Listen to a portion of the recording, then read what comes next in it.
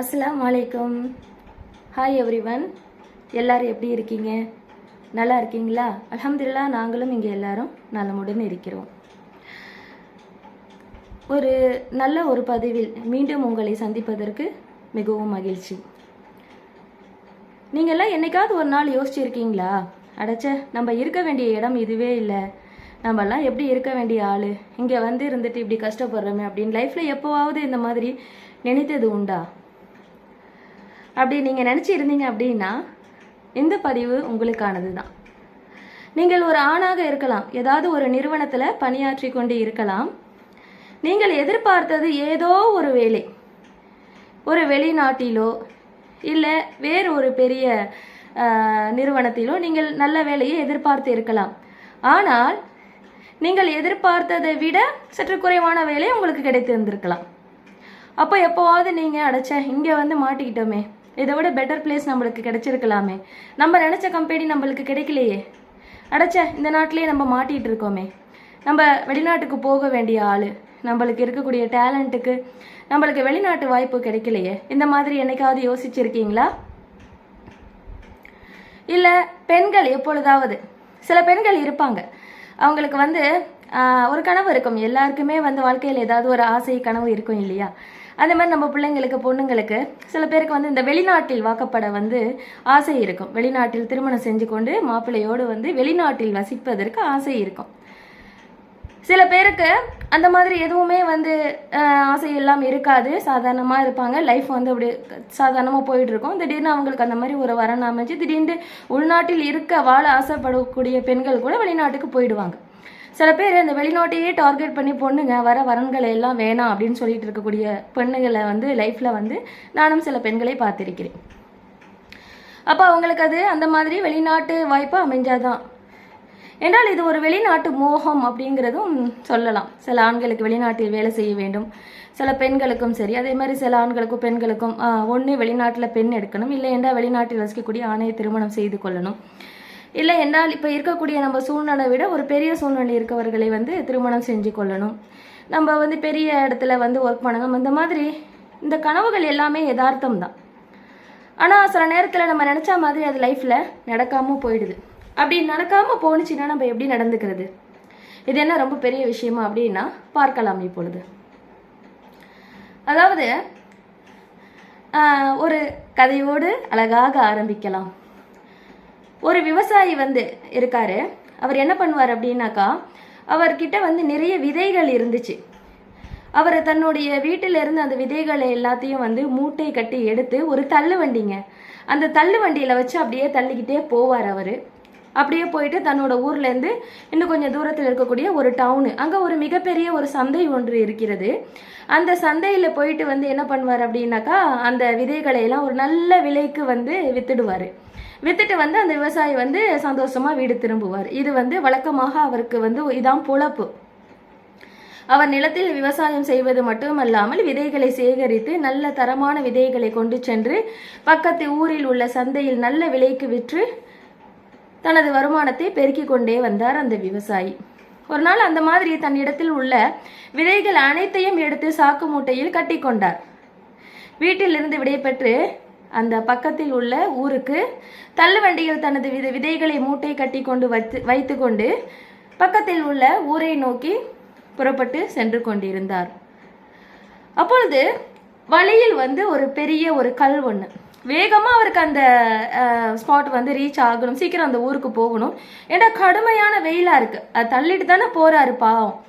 எவ்வளோ நேரம் வெயிலில் நடக்க முடியும்? வெயில் ரொம்ப அதிகமாக இருக்குது. அதனால் இன்றைக்கி நான் வந்து என்றையும் விட விரைவாகவே சென்று விட வேண்டும் என்று ஒரு மனதுக்குள் ஒரு எண்ணத்தை போட்டுக்கொண்டு ரொம்ப வேகமாக அந்த தள்ளு வண்டியை தள்ளிட்டு போகிறவர் சற்று கவனம் சிதறி ஒரு சிறு கல்லில் தடுக்கி விடுகிறார்.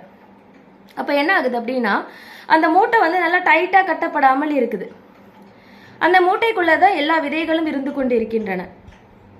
அப்போது அந்த லைட்டாக போய் இடித்ததோடு என்ன ஆயிடுச்சு அப்படின்னாக்கா, அந்த மூட்டையில் உள்ள விதைகள்லாம் வந்து ஒரு விதை மட்டும் என்ன ஆச்சு, அப்படியே ஜம்ப் ஆகி இவ்வளோ விதைகள் உள்ளே இருக்கும் போது ஒரு சிறு விதை மட்டும் என்ன பண்ணிடுச்சு அப்படின்னா, அது வந்து ஆக்சுவலாக ஒரு காடு, அது முள் செடிகள் நிறைய நிறைந்திருக்கக்கூடிய, கவனித்து கொள்ளுங்கள், முள் செடிகள், பல வகையான செடிகள் நிறைந்து இருக்கக்கூடிய ஒரு காடு அது. அந்த காட்டு பகுதியில் ஓகேவா, அந்த இடத்துல வந்து அந்த ஒரு விதை மட்டும் விழுந்துருச்சுங்க. ஐயோ நான் இப்படி வந்து விழுந்து விட்டேனே அப்படின்னு கதறுது அந்த விதை. நான் எங்க போகக்கூடிய ஆளு, இந்த இடத்துல வந்து நான் வீழ்ந்துட்டேனே, என்னுடைய மற்ற நண்பர்கள் எல்லாம் சாக்குப்பைய கவனமாக இருந்து கொண்டிருக்கிறார்களே, அவர்களுக்கு எதுவும் நடக்கவில்லையே, அவர்கள் சந்தையை நோக்கி போய் கொண்டிருக்கிறார்கள். இப்பொழுது இந்த வியாபாரி ஒரு நல்ல விலைக்கு இந்த விதைகளை அனைத்தையும் விற்று விடுவான். இவர்கள் அனைவரும் ஒரு பெரும் தோப்பில் நடப்படுவார்கள். அங்கே அனைவரும் ஒன்றாக இருப்பார்கள். என்ன ஒரு சிறப்பான வாழ்க்கை அவர்களுக்கு கிடைக்க போகிறது. நான் இப்படி இந்த முள் நிறைந்த செடிகள் நிறைந்த இந்த காட்டில் வந்து விழுந்து விட்டேனே, என் நிலைமை இப்படி ஆகிவிட்டது என்று அந்த அந்த அந்த விதை வந்து அப்படி வந்து ஒரு அழுகை அதுக்கு. அதனால வந்து முடியவே இல்லை, அமைதியாக இருக்கவே முடியல, அவ்வளோ கஷ்டப்படுது. அப்போது அவர் பாட்டுக்கு போயிட்டார். இவ்வளோ விதைகள் மூட்டையில் இருக்குது, ஒரு விதை கீழே விழுந்தது, தன்னறியாமல் விழுந்தது, அவருக்கு தெரியவா போகுது. அவர் அதெல்லாம் என்ன பண்ணிட்டாரு, பார்க்காம அவர் பாட்டுக்கு போயிட்டே இருக்கார். இது கத்துது, நண்பர்களே இமேஜின் பண்ணி பார்க்குது. எல்லாத்தையும் வந்து தோப்பில் வந்து அழகாக ஒரு நல்ல வியாபாரி வாங்குவான். நல்ல சுத்தமான பெரிய இடத்துல இந்த விதைகள் எல்லாம் வரிசலாக விதைக்கப்படும். அவங்கெல்லாம் வளருவாங்க, செடி ஆவாங்க, மரம் ஆவாங்க. எல்லாரும் ஒருத்தருக்கு ஒருத்தர் பக்கத்திலேயே இருப்பாங்க. அவங்க வந்து அந்த தோப்பே வந்து ரொம்ப சிறப்பாக இருக்கும், பார்க்க ரொம்ப அழகாக இருக்கும். அந்த மாதிரி இந்த மாதிரி அது ரொம்ப வந்து இமேஜின் பண்ணி தான் இப்படி இங்கே அப்படியே விழுந்து கிடக்கிறோமே இந்த காட்டில் அப்படின்னு சொல்லிட்டு ரொம்ப வருத்தப்படுது. அது நல்லா பகல் நேரத்தில் விழுந்தது இல்லையா, அது அப்படியே காஞ்சிச்சு. கொஞ்சம் கொஞ்சமாக சூரியன் மறைய ஆரம்பித்தது. மாலை நேரமும் வந்துருச்சு. மாலை நேரம் அப்போவும் அது கவலைப்பட்டுக்கிட்டே இருக்கு. இப்போ இந்த விவசாயி என்ன செஞ்சார் தெரியுமா, அந்த கொண்டுட்டு போனார் இல்லை விதைகள், அதையெல்லாம் நல்ல விலைக்கு விற்றுட்டு காலி கோணிப்பையை எடுத்து அந்த தள்ளுவண்டியில் போட்டுக்கிட்டு அதே வழியாக அவர் வரார். அதையும் அந்த விதை பார்க்குது. அடைச்ச போச்சு, இதோ திரும்புகிறார், அவ்வளவுதான். நமது உரிமையாளர் திரும்புகிறார், அவ்வளவுதான். எந்த விதையும் கோணிப்பையில் இல்லை. எல்லாத்தையும் வந்து வாங்கிட்டு போயிட்டாங்க. ஏன் நிலைமை இங்கே பாருங்க, நான் எப்படி கிடக்கிறேன் பாருங்க, அந்த மாதிரி சொல்லுது. அப்போ அவருக்கு இதெல்லாம் என்ன தெரியும், அவர் வீடு திரும்பி விட்டார். மாலை நேரம் இரவானது. நல்ல கும் இருட்டு அங்கேயே கிடக்குது. அந்த விதை என்னவுமே செய்ய முடியாமல் அது அப்படியே கடந்து கொண்டு இருக்கிறது. மறுநாள் காலை சூரியன் உதித்தது. சூரியன் உச்சிக்கு அதே பகல் நேரம் வந்துருச்சு, முதல் நாள் மாதிரி. இந்த நேரத்தில் தானே நேற்று நம்ம விழுந்தோம் அப்படின்னு அந்த சீடு, அந்த விதை வந்து நினைத்து கொண்டு இருக்கும் போதே திடீரென்று பூமி வந்து அதருதுங்க. அப்படியே வந்து எர்த்குவேக் வந்த மாதிரி பயங்கர சவுண்டாக ஒன்று கேட்குது. என்ன இது அப்படின்னு அந்த விதை வந்து அந்த சீடு, அந்த செடி வளரக்கூடிய அந்த விதை, அந்த சீடு வந்து அப்படியே பயப்படுது. என்ன ஆகுதுன்னு பார்த்தீங்கன்னா, தூரத்துலேருந்து ஒரு காளை மாடு வேகமாக கயத்தை அறுத்துக்கிட்டு அது அப்படியே ஓடி வருது. ஐயோ காளை அப்படிங்குது அந்த சீடு. அந்த காளை மாடு வந்த வேகத்துக்கு என்ன பண்ணுச்சு தெரியுமா, அப்படியே அந்த சீடை வந்து அந்த விதையை வந்து தன்னோட காலால் அப்படியே நசுக்கிட்டு போயிடுச்சு. மேலே கிடந்து கொண்டு காய்ந்து கொண்டிருந்த அந்த விதை ஆழமாக ஊன்றப்பட்டு விட்டது. யாரும் அந்த விதையை எடுத்து அழகாக மண்ணை எல்லாம் தள்ளி விட்டு உள்ளார நட்டு வைக்கல. ஒரு நாள் முழுக்க கவலையில் கஷ்டப்பட்டு கொண்டிருந்தது, வெயிலில் காய்ந்தது, இயற்கையாக எல்லாமே நடந்து விட்டது. ஒரு காளை, வேகமாக ஓடி வந்த காளை, கோபத்துடன் வந்த காளை, கயிற்றை அறுத்து கொண்டு ஓடி வந்த அந்த காளை மாடு தன்னை அறியாது இங்கே ஒரு விதை கிடைக்கின்றது என்று அறியாமல் அதை தன் காலால் நன்றாக நசித்து விட்டது. இதனால் அழுத்தம் தாங்க முடியாமல் அந்த விதை நன்றாக பூமியில் புதைந்து விட்டது. அடடா, என் நிலைமை இப்படி ஆயிடுச்சே, வெளியில கிடந்தேன், தவறி விழுந்தேன், வெளியில காஞ்சேன், கஷ்டப்பட்டேன்.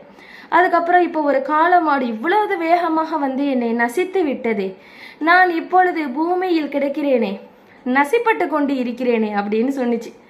அந்த பூமியில அந்த விதை வந்து அப்படியே நசிக்கப்பட்டு கொண்டே இருக்குதுங்க. நல்ல ஆழமா போயிடுச்சு. இப்படியே புலம்பிட்டு இருந்துச்சு அந்த சீடு. அப்பவும் தன்னுடைய அந்த நண்பர்களை, அவர்கள் அதுக்கு கற்பனையே எப்படி இருக்குதுன்னா, அவங்க எல்லாம் சிறப்பான இடத்துல போய் சூப்பரா இருக்க போறாங்க, நாம இப்படி புதைப்பட்டு விட்டோம், அப்படிதான் அது சிந்திக்குது. நானே என்னைய இப்படி விட்டுட்டாங்க, நான் இப்படி புதைப்பட்டு விட்டேன், இன்னைக்கு புதைஞ்சு கஷ்டப்பட்டுட்டு கிடைக்கிறேன், அவங்க எல்லாம் சூப்பரான ஒரு இடத்துக்கு போயிட்டாங்க, அவங்க எல்லாம் சூப்பரா இருப்பாங்க. அந்த மாதிரி இது தனக்குள் தானே கற்பனை செய்து கொள்கிறது. உடனே கொஞ்ச நேரம் கழித்து, இல்ல அப்புறமா கொஞ்ச நேரம் இல்லை, சில நாட்கள் கழித்து அந்த காட்டு பகுதியில் அந்த ஊரில் நல்ல மழை பெய்கிறது. மழை நல்லா பெய்யுது. மழை பெஞ்சதோடு அந்த தண்ணீர் எல்லாம் அந்த பூமிக்குள்ளார போகுது. அதில் இந்த விதை இருக்குது இல்லையா, காலம் மாட்டால் ஊண்டப்பட்ட விதை. யாரால்? அந்த வேகமான கோபத்துடன் வந்த அந்த காலம் மாட்டால் தன்னை அறியாது ஊண்டப்பட்ட நடப்பட்ட அந்த விதை ஆழத்தில் இருக்கிறது இல்லையா, அதன் மேல் இந்த தண்ணீர்கள் படுகின்றன. அந்த ஈரத்தன்மை தண்ணியெல்லாம் அப்படியே இறங்குது. அப்போ காய்ந்து கொண்டிருந்த அந்த விதைக்கு அதற்கு தண்ணீர் தான் தேவை என்பது அதற்கு தெரியாது இல்லையா. வெயிலில் காய்ந்து கொண்டிருந்த அந்த விதை தான் அந்த இடத்துக்கு, நினைத்த இடத்துக்கு, தான் கற்பனை செய்த இடத்திற்கு, தன்னுடைய நண்பர்கள் சென்ற இடத்திற்கு போக முடியவில்லையே என்ற கவலை தான் அதற்கு இருந்தது தவிர அதற்கு என்ன தேவை, தான் வளர்வதற்கு என்ன தேவை என்பதை அது சிந்திச்சு கூட பார்க்கலங்க ஒரு கணம் கூட. அப்போ இயற்கையாவே அதுக்கு அது எல்லாமே நடக்குது. அது வளர்வதற்கு அங்கே தேவை என்ன? முதலில் நீர், ஆழமாக முதலில் ஊண்டப்பட வேண்டும் ஒரு விதை வளர்வதற்கு. அதற்கு பின் அதற்கு நீர் ஊற்ற வேண்டும். இங்க எல்லாம் தண்ணி எறியாம ஆர்டர்லாம் நடக்குது இல்லையா. கவனமாக கேட்டுக்கொள்ளுங்கள். இப்போ அந்த மழை பெஞ்சு தண்ணி எல்லாம் அடியில இறங்கிடுச்சு இல்லையா, அந்த சீடுல பட்டு அப்படியே அது கொஞ்சம் என்ன சொல்றது, காய்ந்து கிடந்த அந்த விதை குளிருது. ஓகேவா, அதற்கு தேவையான நீரை மட்டும் அதனால் எடுத்துக்கொள்ள முடிகிறது. தேவையான நீர் மட்டும் அதற்கு கிடைக்கிறது. அந்த நீரை பெற்றுக்கொண்டு அந்த விதை என்ன செய்யுது, மண்ணிலையும் நசிக்கப்படுது, அதற்கு தேவையான நீரும் கிடைக்குது இல்லையா. அதன் பின் மழை எல்லாம் ஓய்ந்து விட்டதுங்க. மறுபடியும் லேசான ஒரு மிதமான ஈரத்தன்மை தான், அதிக தண்ணீர் அங்க மூழ்கி போகல, மிதமான ஈரத்தன்மை தான் இருந்து கொண்டு இருக்கிறது. கொஞ்சம் கொஞ்சமாக தண்ணீர் எல்லாம் வற்றிவிட்டது. அதன் பின் சூரியன் நன்றாக சூடு, சூரியனிலிருந்து கிடைக்கக்கூடிய அந்த சூடு நன்றாக அந்த விதையின் மேல் பட்டது. ஆழமாக ஊண்டப்பட்டிருக்கக்கூடிய அந்த விதை தான் மழை போனதுக்கு அப்புறம் நல்ல ஒரு சூரிய வெளிச்சம் அங்கே வந்தது. அது அப்புறம் என்ன ஆச்சு அப்படின்னா, அந்த சூரிய ஒளியால் அந்த பூமிக்கு மறுபடியும் சூடு கிடைத்தது. நனைந்து இருந்த அந்த பூமிக்கு மறுபடியும் சூடு கிடைத்தது. அந்த உஷ்ணம் அந்த பூமிக்கு கீழும் கிடைக்கும் இல்லையா. அப்போ அந்த உஷ்ணம் அந்த சீடுக்கு கிடைக்குது. அப்போ என்ன செய்யுது அப்படின்னா, ஆழமாக ஊண்டப்பட்டுடுச்சு. அதுக்கப்புறம் அதற்கு தேவையான நீர் பூமியில் நசுக்கப்பட்டது. அதுக்கப்புறம் அதற்கு தேவையான சூடு சூரிய வெளிச்சத்தினால் கிடைச்சது. அப்ப என்ன ஆனிச்சு தெரியுமா, டக்குண்டு அது வெடித்து ஒரு சிறு முளை அதிலிருந்து வந்தது. அடடா, நான் முளைத்து விட்டேனே, கொஞ்சம் சிறு சந்தோஷம் அதற்கு. இதை நான் எதிர்பார்க்கவே இல்லையே. ஓகே, நான் முளைத்து விட்டேன், நான் காய்ந்து செத்து விடவில்லை, என்னை இறைவன் காப்பாற்றினான். இதோ நான் மிதிப்பட்டு நசுக்கப்பட்டு விட்டாலும் பூமியில் முளைத்து கொண்டு வருகிறேன். இதோ என் சக்தியை கொண்டு இப்பொழுது பூமிக்கு மேல் நான் எட்டி பார்க்க போகிறேன் அப்படின்னு அந்த விதை தனக்குள்ள நினைச்சுக்கிச்சு. அந்த துளிர் விட்டு கொஞ்சோண்டு வந்துகிட்டு இருந்த அந்த அந்த சொல்லுவாங்க ஸ்ப்ரவுட் அப்படின்னு சொல்லுவாங்க இல்லையா, சிறு முளை, அது அப்படியே என்ன பண்ணுச்சு, கொஞ்சம் கொஞ்சமா அந்த மணல் லூஸ் ஆகி அதுல இருந்து அழகா வெளியே வந்தது.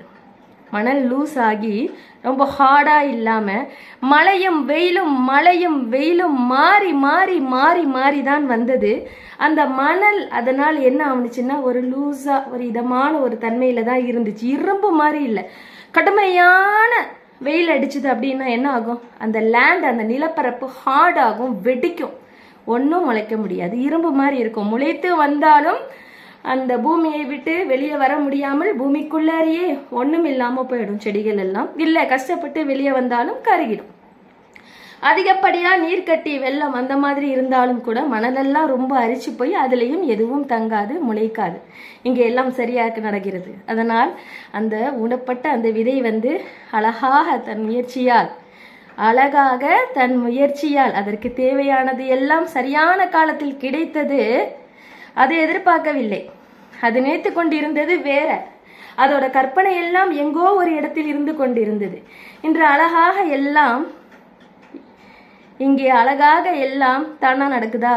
இறைவன் நடத்தி கொடுக்குறான் இல்லையா?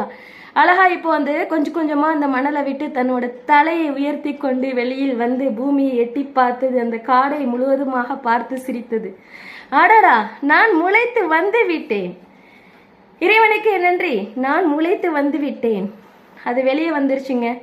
அதுக்கப்புறம் என்ன, கொஞ்சம் கொஞ்சமா வெயில், தேவையான வெயில் காலம் வரும்போது தனக்கு தேவையான சூரிய ஒளி அதற்கு கிடைத்தது. அதன் பின் மழை பெய்யும் பொழுது அதற்கு நீர் சத்துக்கள், திரும்பி சூரியனில் இருந்து சூடு, அதற்கப்புறம் மழை பெய்யும் பொழுது அதற்கு நீர்ச்சத்து. இப்படியே கொஞ்சம் கொஞ்சமாக ஒரு சிறு செடியாக, ஒரு பிளான்ட்டா அது உருவெடுத்துருச்சு. அதுக்கப்புறம் கொஞ்சம் கொஞ்சம் ஒரு நடுத்தர வயது, அப்போ அந்த மாதிரி வந்துருச்சு இல்லையா? ஸோ அந்த நேரத்துலையும் ஒரு நடுத்தர வயது வந்ததோட அந்த கால மாற்றத்தினால எப்பேற்பட்ட இடத்துலையும் ஒரு புயல் வீசும் இல்லையா? அந்த புயல் வீசும் பொழுது அந்த செடி இந்த பக்கமும் சாயுது, அந்த பக்கமும் சாயுது. பூமியில் நன்றாக அது ஊண்டப்பட்டு இருந்தது இல்லையா?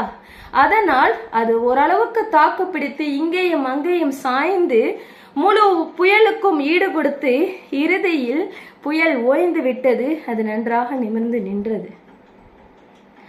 அதன் பின் மறுபடியும் வெயில், மறுபடியும் மழை தொடர்ந்து கொண்டே போனது.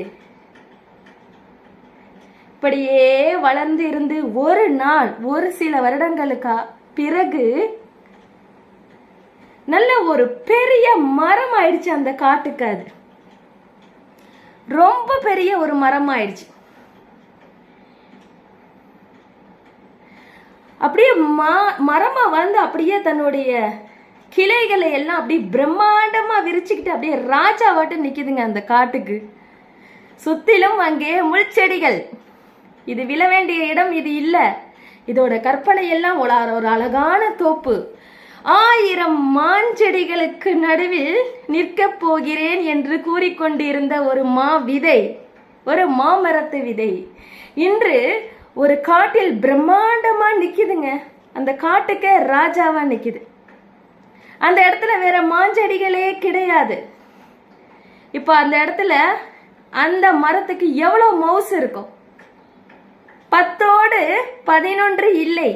ஆனால் 10ஓடு 11ஆக உன்னை நீ கற்பனை செய்து கொண்டு அதற்கு ஆசைப்பட்டு கொண்டு இருந்தாய். இன்றைக்கு உன்னை மாதிரி இல்லாத ஒரு இடத்தில், உன்னை மாதிரி அங்க யாரும் கிடையாது, முள்செடிகள் நிறைந்து இருந்த அந்த காடு, அந்த காட்டில் உன்னை விதைத்தான் இறைவன். நீ இப்ப எத்தனை பேருக்கு பலன் கொடுக்க போற பார். ஒரு விருட்சமா வளர்ந்து அப்படியே நிக்குது. அதோட கிளைகள் ரொம்ப பிரம்மாண்டமா இருக்கு. மழை, காத்து எல்லாத்துக்கும் ஈடு கொடுத்து வந்ததுனால அது தன்னோட சக்தியை தனக்குள்ள அதிகப்படுத்திக்கிச்சு. ரொம்ப வலுவான ஒரு மரம், மிகவும் வலுவான ஒரு மரம். ஏண்டா எல்லா புயலுக்கும் அது போராடினுச்சு. அப்படி கையை விரிச்சிட்டு நிக்குதுங்க. அந்த பிரான்ச்சில் அவ்வளவு இலைகள் செழிப்பாக, மாங்காய்கள், மாங்கனிகள் அப்படியே நிறைஞ்சு இருக்குது. அந்த மரத்துக்கு கிடைத்த செல்வம் இறைவன் கொடுத்தது. நல்ல செழிப்பா மாங்கனிகள், தன்னிடத்துல நிறைய சொத்துக்கள் அது வைத்திருக்கிறது இல்லையா? அவ்வளவு சந்தோஷம். தன்னிடத்திலிருந்து பழங்கள் எல்லாம் பழுத்து விழுந்து கொண்டிருக்கிறது. அந்த அளவுக்கு நிறைய. அப்போ அது மற்றவர்களுக்கும் பயனாகுது. உனக்கு மட்டும் இல்லை சந்தோஷம், மற்றவர்களுக்கும் உன்னால் சந்தோஷம். எக்கச்சக்கமான பறவை கூட்டங்கள் அங்கே வருகிறது. எக்கச்சக்கமான கிளிகள், அழகிய கிளிகள் அந்த மாம்பழத்தோட பழுத்த அந்த மாம்பழத்தோட வாடைக்கு அப்படியே பறந்து வருது. கொத்தி கொத்தி கொத்தி அழகா சாப்பிடுது, தன்னோட பசியை தீர்த்துக்குது. சில பறவைகள் அந்த மரத்தை தன்னோட வாழ்விடமா மாத்திக்கிச்சு. அழகான கூடுகள் அங்கே நிறைய. தனிமையில் இருந்த மரம் இப்ப எப்படி போகுது பாருங்க. அந்த கூடுகள்ல அந்த குருவிகள் கிச்சு கிச்சு கிச்சு கிச்சுன்னு அழகா சத்தம் போட்டுக்கிட்டு அதுல அழகா வாழுது, முட்டைகள் இடுது, அந்த முட்டையை பாதுகாக்குது, நிறைய அந்த மரத்தை வந்து விசிட் பண்ணுது. விருந்தினர்கள் அதிகம் அந்த மரத்திற்கு, வருது போகுது வருது போகுது. அங்கே கூட்டுக்குள் இருந்த முட்டைகள் எல்லாம் வெடித்து அழகிய பறவைகள் வெளியே வருது. குடும்பங்கள், நிறைய குடும்பங்கள் அதன் மேல், அதன் அரவணைப்பில். எவ்வளவு! அப்போ தனியாக நாம இங்கே விடப்பட்டு விட்டோமே அப்படி என்று சிந்திச்சது ஒரு காலத்துல ஒரு சிறு விதையாக. இன்று இந்த மாமரம், அதை சுத்தி எத்தனை உயிரினங்கள், எத்தனை பறவைகளுக்கு அது ஒரு வாழ்விடமாக மாறிடுச்சு. எவ்வளவு பழங்கள் அதன் இடத்துல. இதுதான் பறக்கத்தில்ல. சில நேரங்கள் அவ்வளவு ஒரு சந்தோஷம் அந்த அந்த மரத்துக்கு. அடைச்ச, நான் ஒரு தப்பா முடிவெடுத்து விட்டேனே. இன்னும் மனிதர்கள் என்ன பண்றாங்க, ஒரு ஊர்ல இருந்து அடுத்த ஊருக்கு செல்வதற்கு யாரெல்லாம் இந்த காட்டை பயன்படுத்தி கொள்கிறார்களோ, கடுமையான வெயில் இருக்கக்கூடிய காலத்துல அந்த காட்டுல அந்த மக்களுக்கு, வரக்கூடிய பயணிகளுக்கு நிழல் கொடுக்கக்கூடிய ஒரே மரமாக அந்த ஆலமரம் இருந்தது. ஆலமரம் இல்லை, அந்த மாமரம். மக்கள் வந்து உட்கார்ந்து அங்க என்ன பண்றாங்க, இளப்பாடுறாங்க, அதோட நிழல்ல படுத்து தூங்குறாங்க. தாங்கள் கைகளில் கட்டி கொண்டு வந்த சாப்பாட்டு மூட்டையை அவிழ்த்து அங்கேயே உட்கார்ந்து சாப்பிட்றாங்க, அங்கேயே தண்ணீர் குடிக்கிறாங்க, அங்கேயே கை கழுவுறாங்க. அதுக்கு தண்ணீர் இல்லாத காலத்தில் கூட இவர்கள் மூலியமாக இவர் கை கழுவுகின்ற அந்த தண்ணீர் இந்த மரத்துக்கு கிடைக்கிறது. அதற்கு ரொம்ப சந்தோஷம். அந்த மரத்துல பிள்ளைங்க என்ன செய்யறாங்க, கயிறு கட்டி ஊஞ்சல் ஆடுறாங்க, அங்கே எங்கேயும் கிராமத்து பசங்க. எவ்வளவு பலன்கள், மாஷா அல்லாஹ், எவ்வளவு பலன்கள் அந்த மரத்தினால். அந்த மரம் ஒரு காலத்தில் தன்னை ஒண்ணுமில்லாமல் போக போகிறேன் என்று நினைத்தது. அதற்கு தெரியாது, சரியான இடத்தில் அது சேர்க்கப்பட்டு அது இவ்வளவு பிரம்மாண்டமாக வளர்ந்து தானும் சந்தோஷம் திருப்தி அடைந்து மற்றவர்களுக்கும் இந்த அளவில் ஒரு பயனுள்ள மரமாக, அப்படியே பிரம்மாண்டமாக காட்டுக்கே ராஜாவாக ராணியாக நிற்க போகிறது என்று கொஞ்ச நேரம் கூட அது யோசித்தது கிடையாது. இப்படித்தான் இறைவனுடைய அருளும் நம்மளுக்கு கிடைக்கும். யாரும் எதையுமே லைஃப்ல நடக்கிறத சாதாரணமா எடுத்துக்காதீங்க. சில நேரம் நம்ம யோசிப்போம், அதுதான் நம்மளுக்கு சிறந்தது, அதுதான் நம்மளுக்கு நல்லது அப்படின்னு ஆசைப்படுவோம். அது கிடைக்கல அப்படின்றதுல அப்படியே வெக்ஸ் ஆகி போய் இருப்பாங்க சில பேர். அப்படியே நொந்து போய் என்னமோ வாழ்க்கையில் அது ஒண்ணுதான் ரொம்ப முக்கியம் அப்படிங்கிற மாதிரி, அதை தவிர்த்து இவர்கள் வாழ்வதற்கு வேற வழியே இல்லாத மாதிரி அதையே கற்பனை பண்ணிட்டு நிக்க வேண்டியது. அப்படி அல்ல. நம்மளையே அறியாமல் நாம் எங்கு இருக்க வேண்டுமோ, எங்கு நாம் வளருவோமோ அங்கு கொண்டு சேர்க்கப்படுவோம். சில நேரத்தில் நம்ம ஆசை எப்படி இருக்கும்டா, நாம எந்த இடத்த சேர போறோமோ அதுக்கு நம்ம ஆசையே கரெக்டா அதுக்கு இருக்கும். சில பேருக்கு மேட்ச் ஆயிடும், சில பேருக்கு ஆசைப்பட்டது ஒண்ணு கிடைத்தது ஒண்ணு அப்படிங்கிற மாதிரி ஆகும். ஆனால் அந்த கிடைத்ததோட அருமை காலப்போக்கில் தெரிந்துவிடும். அடைச்ச, நம்ம ஆசைப்பட்டது கிடைச்சி இருந்தா கூட, அவ்வளவு பெரிய நாட்டுக்கு சென்று இருந்தா கூட 10ஓடு 11ஆக, இல்லை 100ஓடு 101ஆக, 1000ஓடு 1001ஆக இப்படித்தானே இருந்திருப்போம். இன்று ஒரே காட்டுக்கு, இவ்வளோ பெரிய காட்டுக்கு ஒரே ராஜாவா, இல்லையா அந்த காட்டுக்கு ஒரே ராணியா நான் இருக்கிறேன். எவ்வளவு பெரிய அந்தஸ்து. இப்படிதான் லைஃப்ல சில நேரங்கள்ல நடக்கும். நாம தான் வந்து தப்பாவே யோசிச்சுட்டே இருப்போம், நம்ம சேர வேண்டிய இடம் இது இல்லை அப்படின்னு சொல்லிட்டு. அது நம்மளோட அறியாமை, நம்மளுடைய தவறு. நம்மளுக்கு முன்னாடி நம்மளை படிச்சவன் இருக்கான் இல்லையா, நம்மளுக்கு எது சரின்னு அவனுக்கு தெரியும். லைஃப்ல நம்ம ஏதோ ஒரு விஷயத்துக்காக ரொம்ப போராடுவோம், அது நம்மளுக்கு கிடைக்காது, வேறொன்று கிடைக்கும். அடைச்ச அப்படின்னு தயவு செஞ்சு நடக்காதீங்க. அதுல இருக்கிற பரக்கத்து உங்களுக்கு பின்னாடி தான் தெரியும். அதே மாதிரி சில சகோதரிகள், சில பெண்கள், ஒரு பெண்ணோட கதையை சொல்லட்டுமா? 3 சகோதரிகள். அவங்க பேரண்ட்ஸ் வந்து அந்த 3 பிள்ளைங்களுக்கும் வெளிநாட்டு மாப்பிள்ளை தான் முடிக்கணும்னு அப்படியே வரக்கூடிய நல்ல வரன்களை எல்லாம் தட்டி கழித்து கொண்டே இருந்தாங்க. அவங்க டார்கெட் வந்து வெளிநாட்டில் மாப்பிள்ளை வேலை செய்ய வேண்டும், பெண்ணை கூட்டி கொண்டு போக வேண்டும். இவளுக்கும் அப்படியே சொல்லி சொல்லி வளர்த்ததால் மனசில் ஆசை ஊறிவிட்டது. கற்பனையே வெளிநாட்டு வாழ்க்கை தான். அப்படி இருக்கும்போது 2 மகள்களுக்கும் நினைத்தால் போல் நடந்து விட்டது. வெளிநாட்டில் அவர்கள் திருமணம் முடித்து மாப்பிள்ளை அப்படியே கூட்டு போயிட்டார். அப்படியே அவங்க செட்டில், அவங்க நல்ல வாழ்க்கையை வாழ்ந்துட்டு இருக்காங்க. அதே போல் 3வது மகளுக்கும் அமைய வேண்டும் என்று பெரிய போராட்டம். காலம் ஓடிக்கொண்டே இருக்கிறது. ஒரு ஸ்டேஜில் வந்து அப்பா அம்மாவுக்கு கொஞ்சம் உடம்பு சரியில்லாமல் போகுது. மகளுக்கு திருமணம் முடித்தே ஆக வேண்டும். அவளை பொறுப்பேற்றுக்க ஒருவன் கண்டிப்பா வரணும். விட்டுட்டு போயிட்டா நம்ம பிள்ளை யாரு பாப்பா? எத்தனை பேர் இருந்தாலும் சரியா வராது. ஒன்று பெற்றவங்க இருக்கணும், இல்லைன்னா கட்டிட்டவன் இருக்கணும்.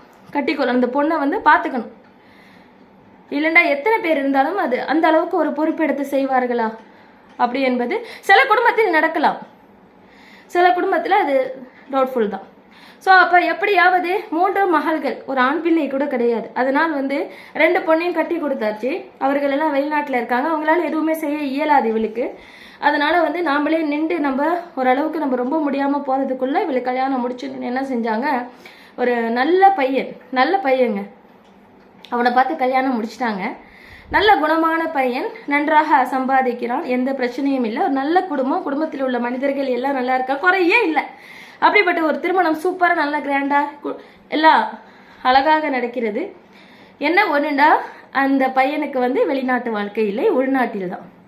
உள்நாட்டில் ஒரு நல்ல வேலை, நன்றாக ஒரு குறையும் சொல்ல முடியாது. ஆனால் இந்த பெண்ணுக்கும் அவனை பிடித்திருக்கிறது, எல்லாம் பிடித்திருக்கிறது. ஆனால் ஒரு குறை, அந்த வெளிநாடு வாழ்க்கை நமக்கு இல்லையே, அதை மட்டும்தான் அவளுக்கு. அதனால அவரால் என்ன நடக்குது அப்படின்னா, அவரால் முழுசா எந்த சந்தோஷத்தையுமே அவளால் அனுபவிக்க முடியலை. ஏன் அப்படின்னா, அந்த ஒரு குறையா இருக்கக்கூடிய ஒரு விஷயம் தான் அவள் கண்ணுக்கு தெரியுது. அவளுக்கு இறைவன் கொடுத்திருக்கக்கூடிய நல்ல விஷயங்களை எல்லாத்தையும் அவளால் வந்து அதெல்லாம் புரிஞ்சுக்கவே முடியல. அதனால அவளுக்கு தெரிய மாட்டேங்குது. நம்மளை சுத்தி நம்மளுக்கு நல்ல கணவன் அமைந்திருக்கிறாரே, நல்ல மாமியார் குடும்பம், நல்ல மனிதர்கள் அமைஞ்சிருக்காங்களே, நம்மளுக்கு எல்லா வசதியும் இருக்குது, நல்ல கௌரவமான வேலை மாப்பிள்ளைக்கு சொல்லிக் கொள்வதற்கு, எல்லா விதத்துலையும் நம்மளுக்கு எல்லாமே நல்லா நடந்திருக்கு. அதெல்லாம் அவளுக்கு தோண மாட்டேங்குது. நம்மளை எவ்வளோ பாசமா பார்த்துக்கிறாரு இவர், நம்மளுக்கு எப்படி ஒவ்வொன்றும் செய்கிறாரு, அதெல்லாம் அதுக்கு தெரியல. அதுக்கு எல்லாமே இருந்தாலும் எல்லாத்தையும் ஏற்றுக்கிறா. ஆனாலும் அந்த மனசில் அந்த ஒரு குறை இருந்துகிட்டே இருக்கு. ஒரு 100% திருப்திங்கிறது இல்லை அதனால. ஸோ அப்போது அந்த பொண்ணு ஒரு நாள் அப்பா அம்மா வீட்டுக்கு வரும்போது அதை வந்து இருந்துட்டு என்ன செய்யுது, நல்லா இருக்கு, அப்பா அம்மா வந்து பார்த்துட்டு போகிறாங்க, மகன் சூப்பராக இருக்குது அப்படிங்கிறத தெரிஞ்சுக்கிட்டாங்க. நல்லா மருமகன் பார்த்து கொள்கிறார் அப்படிங்கிறதுல அவங்களுக்கு திருப்தி. உடனே குறைவோடு இருந்த வாப்பா அம்மா கூட இன்னைக்கு நல்லா கொஞ்சம் இம்ப்ரூவ் ஆகிட்டு வந்துட்டாங்க. ஏன்னா பிள்ளை நல்லா இருக்குதுங்கிற சந்தோஷம், அந்த ஊக்கமே அவர்களே நல்லா ஆக்குது. ஆனால் இந்த பொண்ணு என்ன செய்யுது அப்படின்னாக்கா, ஒரு நாள் தன்னை அறியாமையே அக்காவெல்லாம் நீங்கள் வந்து வீட்டுக்கு வந்திருக்கும் போது சொன்ன மாதிரி நீங்கள் வெளிநாட்டில் கட்டிட்டீங்க, நான் நல்லா தான் இருக்கேன், இருந்தாலும் நான் வெளிநாட்டுக்கு போகலையே, நீ எப்போ போக போகிறேன், இவரா என்னை அழைச்சிட்டு போக போகிறாரு, என்னால் அங்கே தொடர்ந்து லைஃப் வாழ முடியாது, என்னை மட்டும் கொண்டுட்டு போய் ஏன் இந்த சாதாரண ஒரு கிராமத்தில் கட்டினீங்க அப்படின்னு. இதை எதிர்பார்க்கல அந்த பெற்றவங்க. அப்போதான் தான் என்ன தப்பு செஞ்சுருக்கோங்கிறத அவங்க புரிஞ்சுக்கிறாங்க. என்னண்டா இந்த மாதிரி சொல்லி சொல்லி வளர்த்தது மனசில் லைஃப்பில் எந்த டைம் என்ன மாதிரி எப்படி நடக்கும் சொல்ல முடியாது. ஸோ எந்த ஒரு விஷயத்தையும் தீர்மானமாக இப்படி தான் நடக்கும் அப்படின்னு நம்ம டிசைட் பண்ண முடியாது. அதனால் நம்ம தானே இந்த ஆசையை காட்டி வளர்த்தோங்கிற தப்பு அவங்களுக்கு வந்து புரியுது. அப்படி இல்லைம்மா, நாங்கள் தான் உங்களுக்கு வந்து சொல்லி சொல்லி வெளிநாடுன்னு வளர்த்தோம், ஆனால் நல்ல பையன் மாப்பிள்ளை, எல்லா விதத்துலேயும் நீ நல்லா இருக்கிறம்மா, நீ வந்து அதனால் வந்து அதை பற்றி கவலைப்படாத, ஒரு நாள் இல்லை ஒரு நாள் நீனு வெளிநாட்டை வந்து போய் சுற்றி பார்த்துட்டு வருவேன். அதெல்லாம் அவளால் ஏற்றுக்க முடியல. இருந்தாலும் அவள் குறைய பேசிக்கிட்டே இருக்கிறா, அது புரியுது. அப்போது காலம் ஓடிடுச்சு. பிள்ளை குட்டிகள் எல்லாம் வந்து தன்னோட அக்காக்கள் 2 பேருக்கும் பிறந்துருச்சு. இவ தான் இருக்கிற அந்த வீட்டில். இப்போ இவளுக்கு தான் வந்து கல்யாணம் ஆகி சில மாதங்கள் ஆகுது. அவர்களெல்லாம் பல வருஷத்துக்கு முன்னாடியே திருமணமாகி இவளோட திருமணத்துக்கு கூட அவர்களால் வர முடியலை, வெளிநாட்டில் வர முடியாத சூழ்நிலையாகி போச்சு. இவளுடைய திருமணத்தில் கூட 2 அக்காக்களும் கலந்து கொள்ளவில்லை. அப்போ தங்கச்சிக்கு திருமணம் ஆகி ஒரு 3-4 மாதத்துக்கு பிறகு 2 அக்காக்களும் வராங்க வெளிநாட்டிலேருந்து தங்கச்சியை பார்ப்பதற்காக. நிறைய பரிசு பொருட்கள் எல்லாம் வாங்கி கொண்டு சந்தோஷமாக வராங்க. வந்ததோட ஃபஸ்ட்டு அவங்க வரும்போது இந்த பொண்ணு மாமியார் வீட்டில் தான் இருக்குது. அப்போது அந்த காலகட்டத்தில் என்ன நடக்குது தெரியுமா, இந்த பொண்ணு திருமணம் ஆகி போணுச்சு இல்லையா, அந்த போன இடத்துல அது ஒரு கிராமங்க.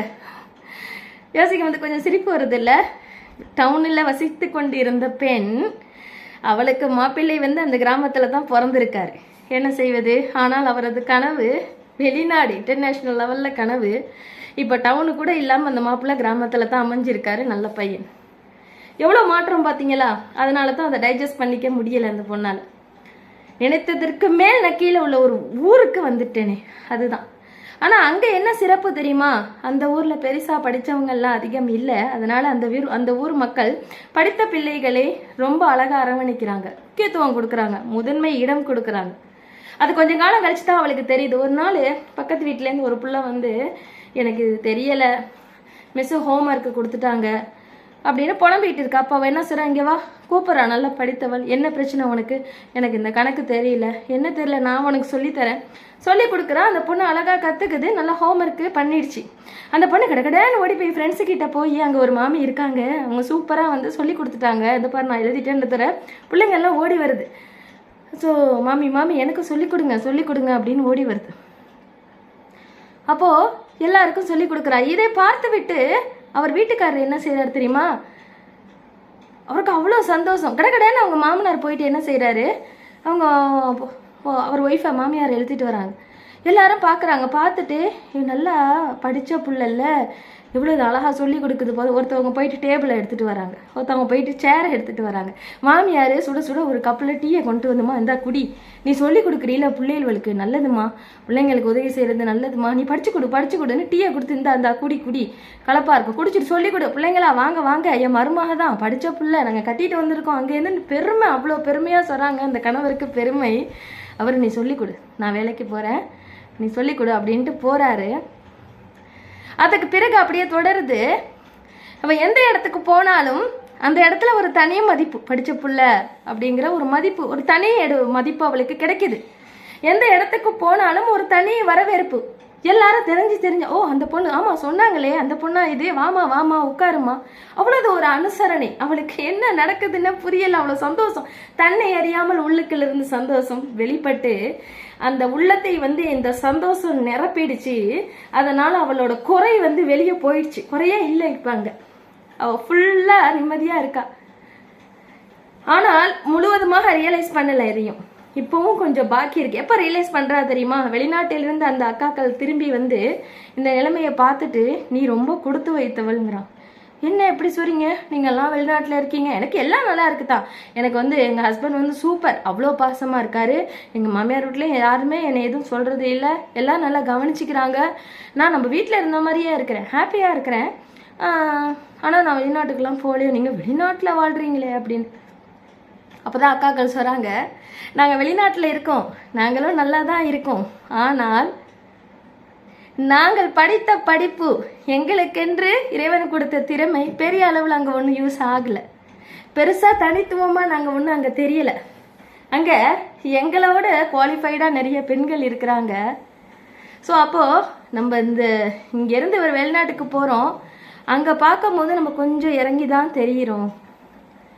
ஏன்னா அந்த நாட்டுக்கு அந்த மக்கள் தான் பெஸ்ட்டு என்றைக்குமே, நம்ம நாட்டுக்கு தான் நம்ம பெஸ்ட்டு அப்படிங்கிறாங்க.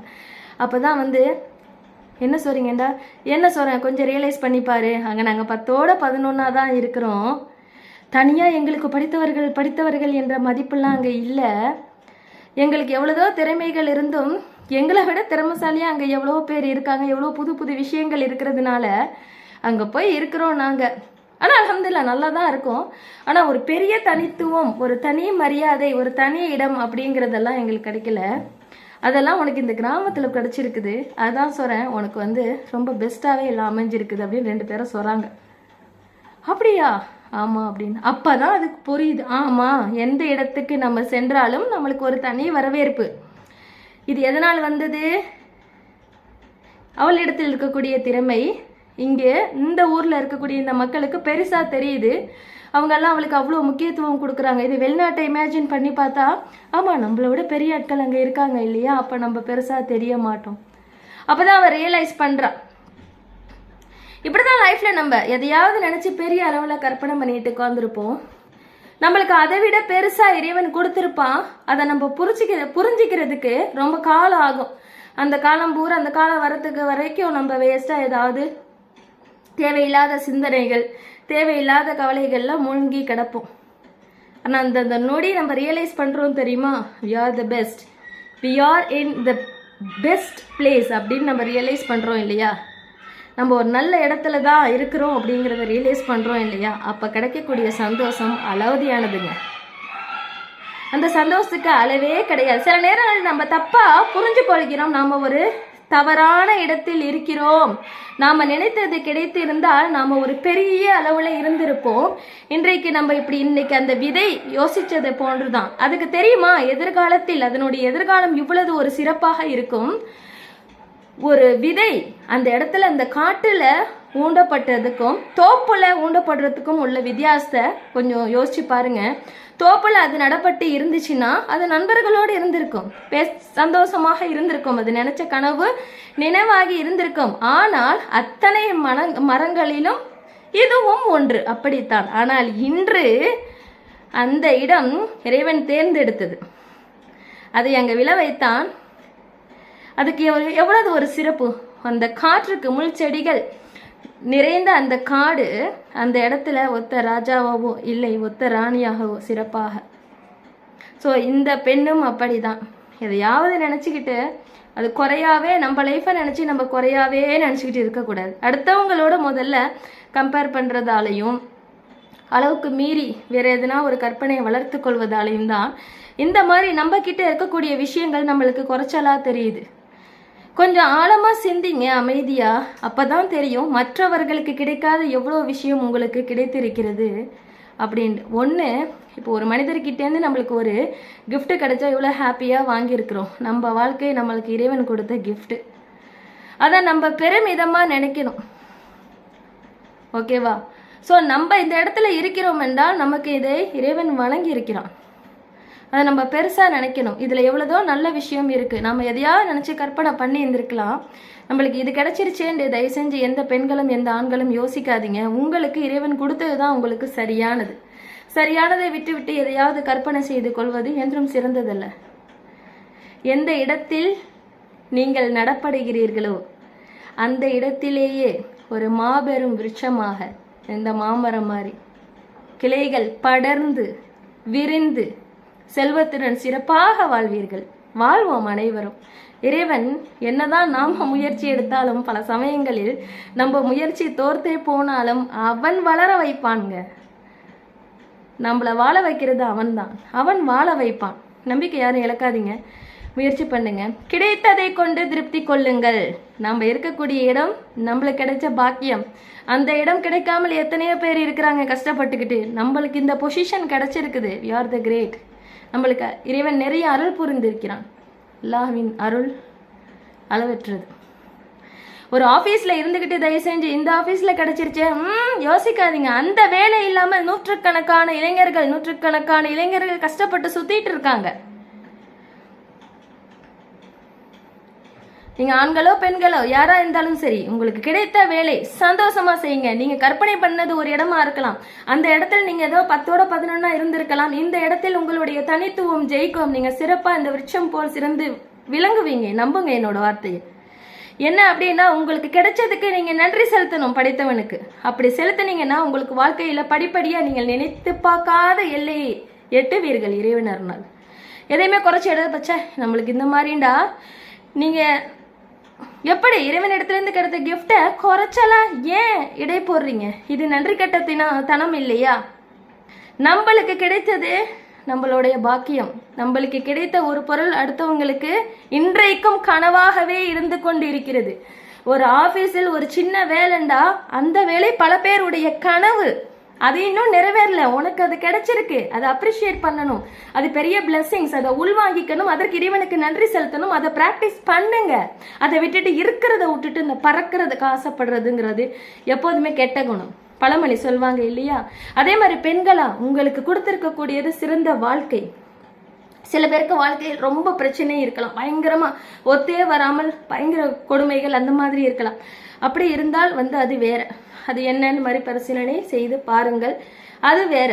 மற்றபடி நீங்க நல்லா இருக்கிறீங்களா, ஆனா உங்க மனசுக்குள்ள ஏதோ ஒரு ஆசை இருக்குது, அது கிடைக்கலையா? கிடைத்த வாழ்க்கையில இப்ப ஸ்மூத்தா போயிட்டு இருக்கா? சந்தோஷமா இருக்கிறீங்களா? பிரச்சனை இல்லையா? கணவன் அன்பு செலுத்துறாரா? நீங்க இருக்கக்கூடிய இடத்துல யார் மக்கள் பெற்றவங்களா இருக்கிறாங்களா, இல்ல மாமியார் மாமனாரா இருக்காங்களா, அவங்கள யாரோ ஒருத்தவங்க உங்களை அரவணைக்கிறாங்களா? நல்ல பிள்ளைகள் இருக்குதா? ஓரளவுக்கு உங்களுக்கு தேவையானது கிடைக்குதா? சூப்பர். இது இல்லாம எத்தனையோ மக்கள் இருக்கிறத விட்டு பறக்கிறதுக்கு ஆசைப்படக்கூடாது. எங்கேயோ ஒருத்தர் எவ்வளோ கண்டம் தாண்டி இருப்பார், அவளை நினைச்சு நம்மளுக்கு அங்க போகலையா கனவு காணாதீங்க. உங்களுக்கு கிடைச்சது அவங்களுக்கு கிடைக்காம இருக்கலாம்.